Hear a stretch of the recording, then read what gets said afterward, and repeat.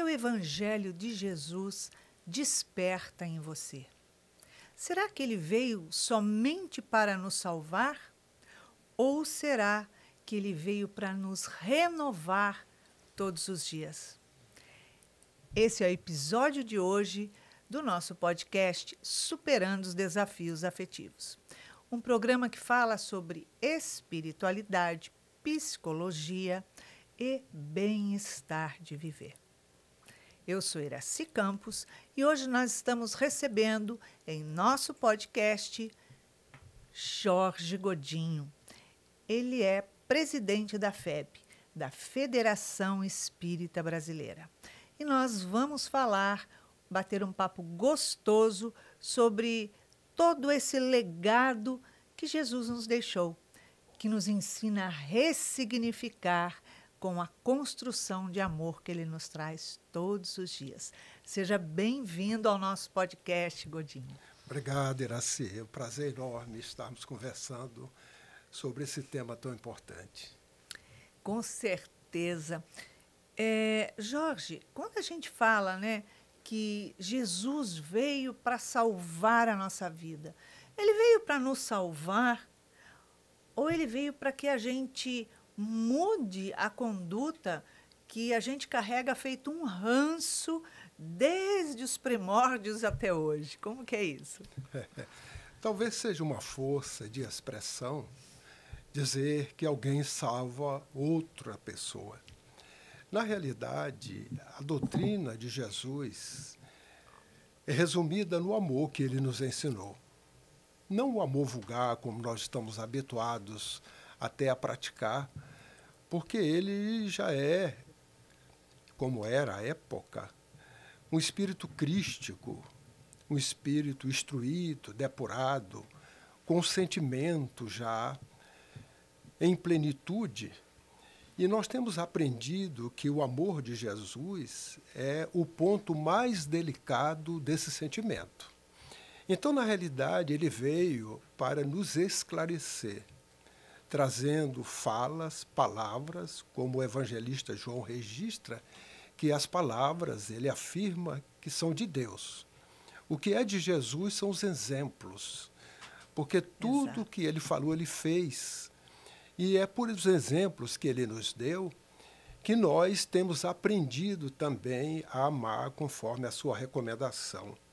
Então, ao observar esta frase de que ele veio para nos salvar, na realidade ele veio para nos esclarecer, nos orientar com testemunhos que podemos dizer que são os evangelhos de feitos inigualáveis que a humanidade jamais presenciou, para que nós, ao aprender com ele, possamos fazer essa renovação interior, a qual nós somos convidados pela sua doutrina divinal, que é a boa nova que ele trouxe, o seu evangelho.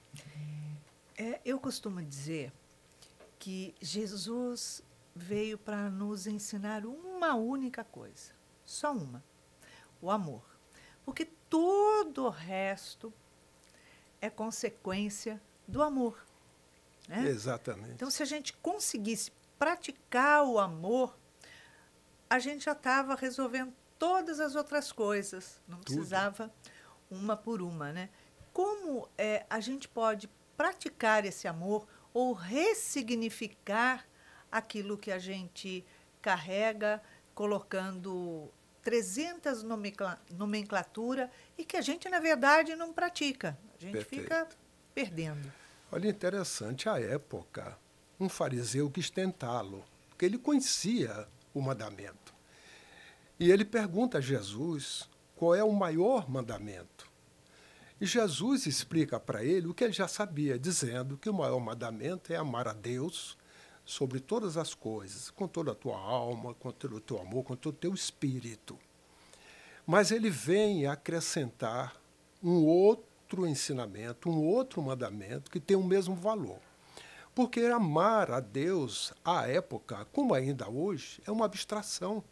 Porque tem pessoas que dizem que não veem Deus, não enxergam Deus, apesar de estar num contexto da expressão do pensamento de Deus, que é o Criador, que é a natureza. Tem pessoas que não acreditam em Deus, mas acreditam na natureza. E a natureza é a expressão da sua inteligência, né? Então, naquele momento, ele veio trazer um outro mandamento que tem o mesmo valor e que tem como essência a lei de amor, que ele diz assim, que nós deveríamos amar ao próximo como a nós mesmos. Ou seja, desejar ao outro aquilo que nós queremos para nós. Então, esse é um ensino que ele veio trazer para que nós possamos aprender a nos amar. Porque ao longo da existência, o que ele fez foi justamente demonstrar de outras formas, explicar, desdobrar essa lei nos momentos em que ele se dirigia àquelas pessoas que estavam próximas para que esta lei de amor, desejar ao próximo o que quer para si, fosse compreendida de outras formas, de outras maneiras.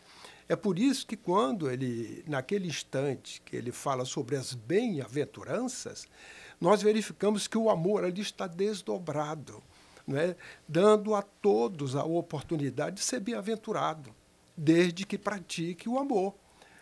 E este amor não em plenitude como ele, porque como espíritos perfectíveis, o amor é uma aquisição. Para nós hoje, na fase evolutiva que estamos, o amor já foi paixão. Exato. O amor hoje, ele se apresenta ainda de acordo com as nossas imperfeições, as nossas características. Então, o que é que nós trabalhamos com o amor? O nosso amor ainda é amor posse, é amor sensual, sim, é amor egoísta, que não é o amor de Jesus. Porque Jesus ama a todos indistintamente. Ele nunca fez nenhuma distinção a quem quer que seja. Mesmo aqueles que os perseguiram, que o chicoteou, né, que cuspiu em seu rosto. Tanto que, no final, quando ele está no Gólgota, nos momentos finais, ele fecha isso com uma lei de amor, pedindo ao Pai para que perdoássemos. Porque a nossa ignorância não sabíamos o que é que estavam fazendo. Então, esse é um exemplo de um amor puro, um amor que não guarda mágoa, um amor que compreende a imperfeição do outro, a ignorância, mas que tem a certeza de que todos nós estamos submetidos à lei de amor do Pai, que se expressa por um determinismo dele, que é a lei do progresso. Que todos nós atingiremos um dia este amor que o Cristo nos demonstrou.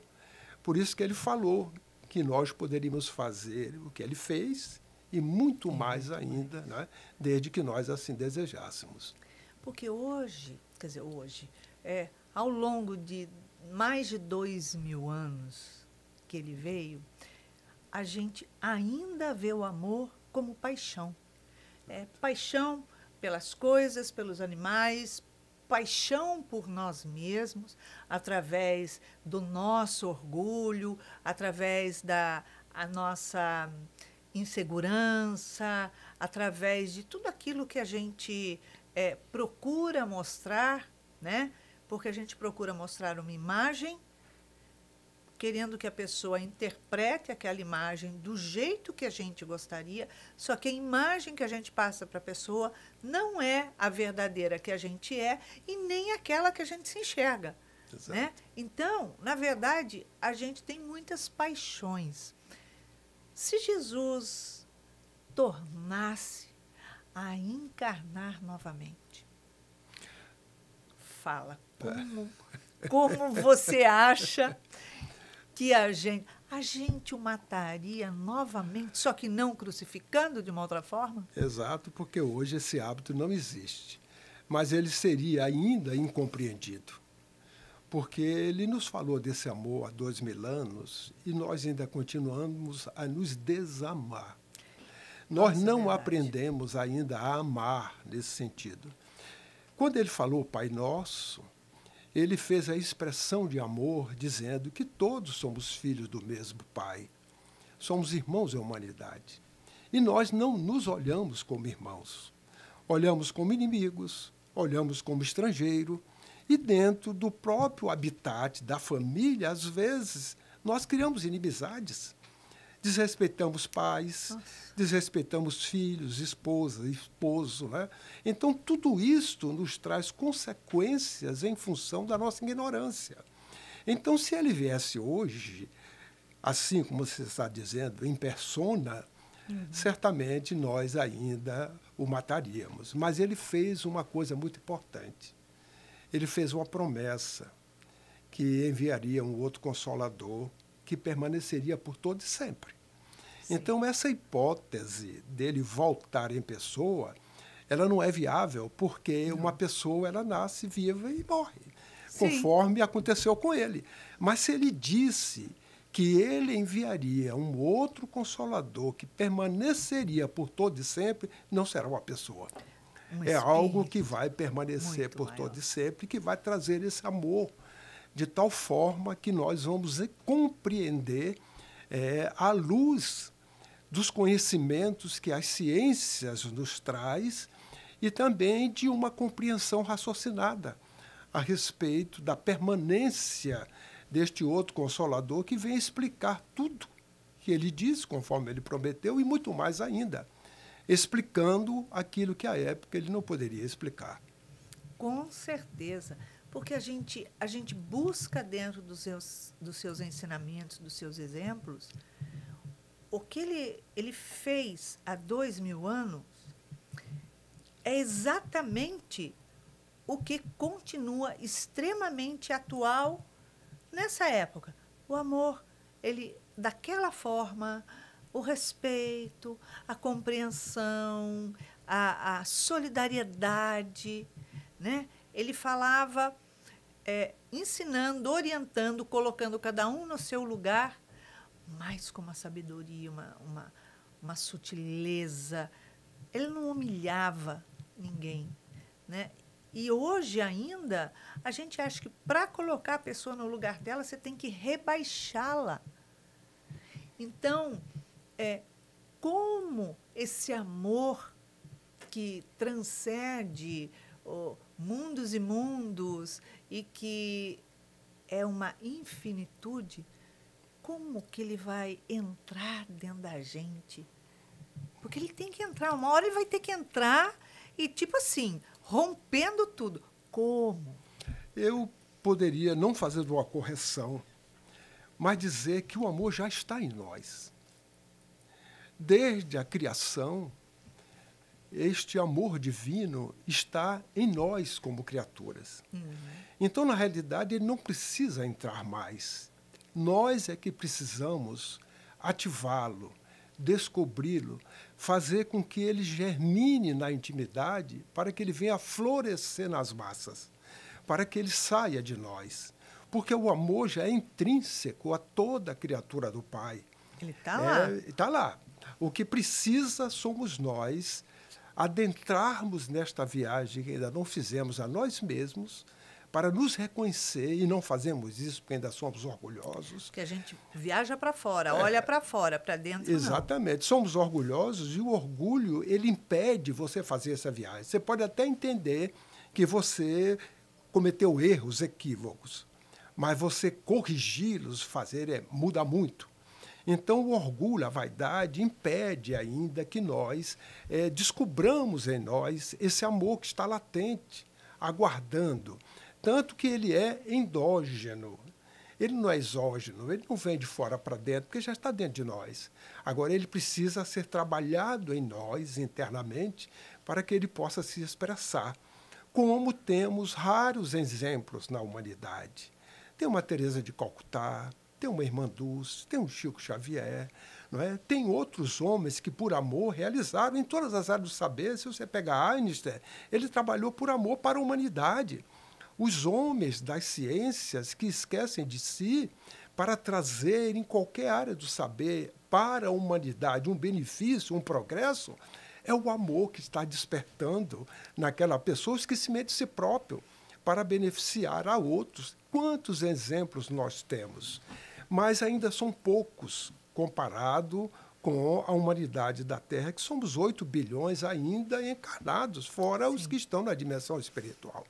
Então, é um processo, ele é lento, mas ele é contínuo, Porque a lei do progresso, ela se apresenta de duas formas, ou de uma maneira muito rápida ou lenta, a depender das nossas escolhas.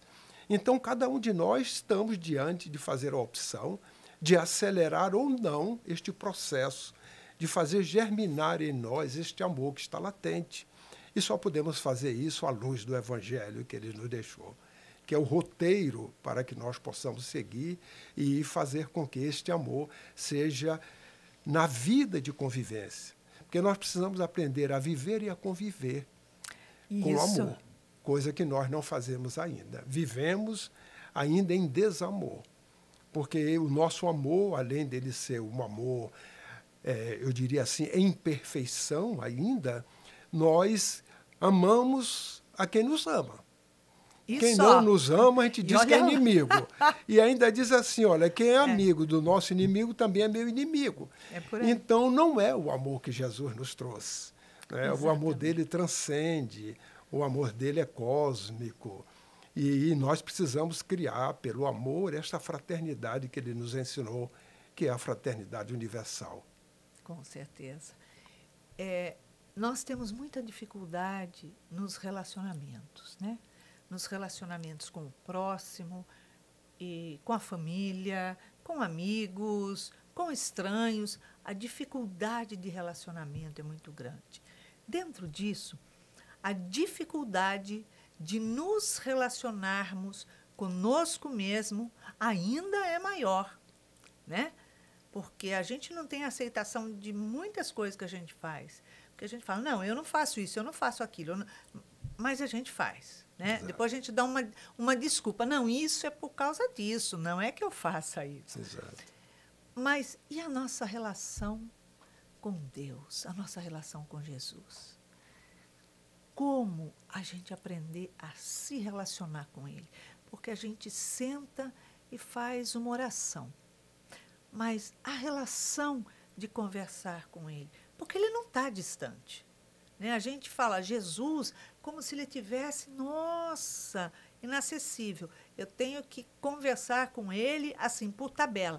Peço para esse mentor, para aquele, para que peça a Jesus que interceda. Como a gente se relaciona com ele? Olha só, nós estamos imersos numa atmosfera, fisicamente. Sim. A atmosfera que nos envolve da Terra. Mas nós estamos também sob o hálito divino. Nós estamos sob este hálito divino. Deus está constantemente conosco.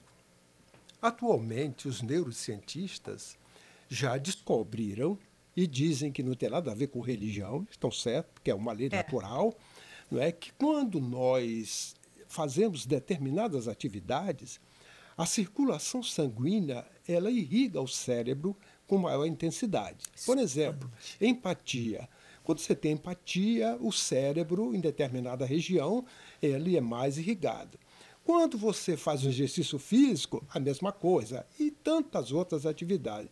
Mas ele diz o seguinte, tem uma atividade que é inigualável, que quando nós a exercemos, a linfa, ou seja, o sangue, irriga o cérebro 3, 4, 5 vezes mais do que aquela que é maior na nossa vida de relação. E ele diz assim, olha, não tem nada com religião, é oração. Quando nós oramos, o lóbulo frontal, ele é irrigado, ele entumece, ele é irrigado. E eles dizem o seguinte, se você tiver que tomar uma deliberação, já que esse lóbulo é responsável pelas nossas deliberações, escolhas, faça uma prece antes, porque a irrigação do cérebro vai lhe propiciar você fazer uma escolha mais correta. Essa é a visão da ciência. Com a visão que nós temos, que a doutrina nos traz, o Espírito Emmanuel nos diz que toda criatura está ligada ao Pai. Mas a palavra que ele usa não é ligada. Ele diz assim, toda criatura está presa. Nós estamos presos ao Pai por esse elo divino que nós estamos submetidos sobre este hálito divino que nos envolve, como a atmosfera nos envolve. O que é que falta para essa conexão com o Pai? É você abrir o canal, Porque de Deus para nós, ele está sempre presente. Está atuante. Nós é que, se eu puder comparar como se fosse assim uma porta, né, de entrada e de saída, nós a mantemos fechada. No momento que a gente ora, essa porta se abre. Dependendo da forma como nós oramos, a intensidade, de forma ungida, ela se abre. Quando ela se abre, o fluxo divino que já está nos envolvendo, ele penetra. Quando ele penetra em nós, o que é que acontece?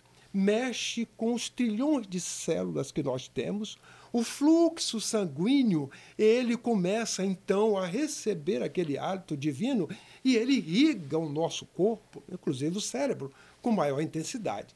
Então é a presença de Deus em nós, nesse momento em que, porque a causa disso, diz que é a prece, mas a prece é o momento que nós nos ligamos ao Pai por esse elo que nos prende.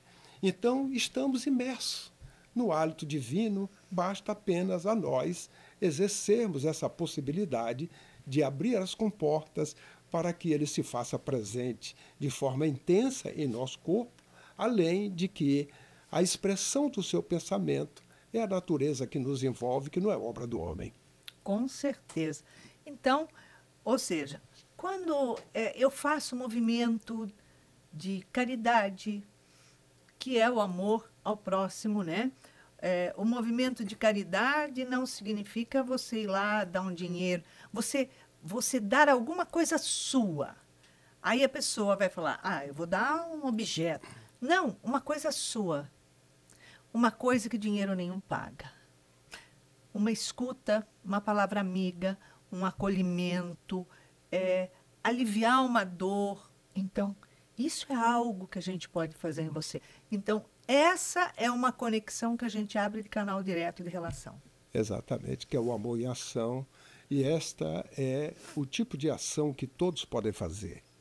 Um casaco, um sapato, um alimento, só consegue dar quem tem possibilidades financeiras para adquirir e dar. Mas o que você se referiu, esse tipo de comportamento, né, a caridade verdadeira, que é quando você tem boa vontade para com todos, as imperfeições dos outros, você é indulgente para com ela, e se houver necessidade da compaixão, você tem, da piedade, você tem, do perdão, você tem, isso todos podem fazer. Com certeza. Não há nenhum requisito que impeça que qualquer ser humano exercite essas atividades. Então, Jorge, depois de a gente ter falado da caridade, eu vou te fazer uma pergunta. Qual é a passagem do Evangelho que mais te renova, te conforta por dentro?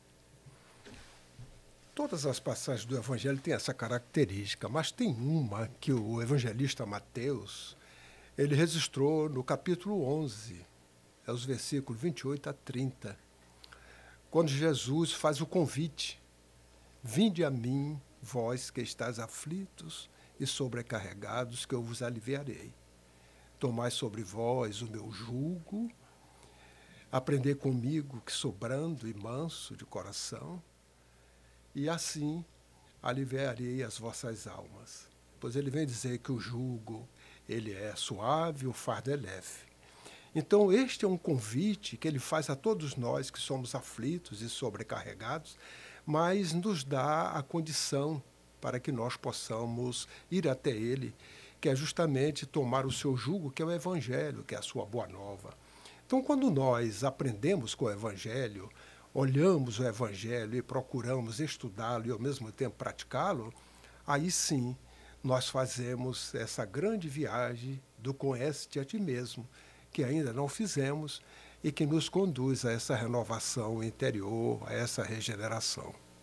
Então, isso é algo que traz paz ao seu coração, que te conforta nesses momentos. Muita, porque o Evangelho, ele como roteiro em nossas vidas, ele nos dá a consciência tranquila, mas exige de nós, como estratégia, a ausência do mal. E nos ensina que, diante das dificuldades, a oração é a grande fortaleza que nós temos para ajudarmos-nos e, ao mesmo tempo, recorrer ao Pai bom e misericordioso que está constantemente conosco. O Evangelho é algo que realmente nos conforta, porque quando a gente sente o coração apertado, que isso acontece infinitas vezes na nossa jornada encarnatória, e a gente pega aquele Evangelho como tipo assim, está aqui a minha cura, a minha salvação. É isso. É verdade. Daí o falar que no início você se referiu, né, que Jesus veio para nos salvar. Não nesse sentido de que os seus atos nos salvam, porque cada um de nós salvamos a nós mesmos. Mas o que ele ensinou, se praticado por nós, nós estaremos realizando evangelhos de feitos, como ele fez os seus de forma inigualável. Tá ótimo, é isso aí. Passa muito rápido, né? É verdade. Jorge, muito obrigada pela sua Obrigado a você, presença. Iraci. É uma alegria muito grande tê-lo aqui com a gente. Muito obrigado. Então é isso. Quando nós nos sentimos aflitos, a gente sabe para onde correr. A gente corre para o Evangelho, tá. Mas vamos fazer a conexão com Jesus. Volta aqui para dentro e mentaliza ele entrando dentro de você. E você, nesse instante, entrando dentro do coração dele. E conversa com ele. Abre o seu coração. E isso te fortalece, porque isso amplia a sua relação com ele. Se ele disse, eu e o Pai somos um, então diga para ele, Senhor, eu também faço parte disso. Que sejamos nós um. Usa-me como deve ser feito, com a sua vontade e a vontade que está no céu do nosso Pai. E com certeza você vai encontrar as portas sempre se abrindo e a resposta sempre vem. E o alívio, que delícia! É a paz de Jesus. Ele disse, a minha paz vos dou. E é o momento em que você sente essa paz aqui dentro. Então é isso. Compartilhe o nosso podcast, porque muitas outras pessoas podem estar precisando ouvir sobre o amor de Jesus, a conexão com Jesus. E para que você tenha uma semana de muita paz, muita alegria e conexão direta com o divino, nós deixamos aqui um super beijo carinhoso. Muita paz para você.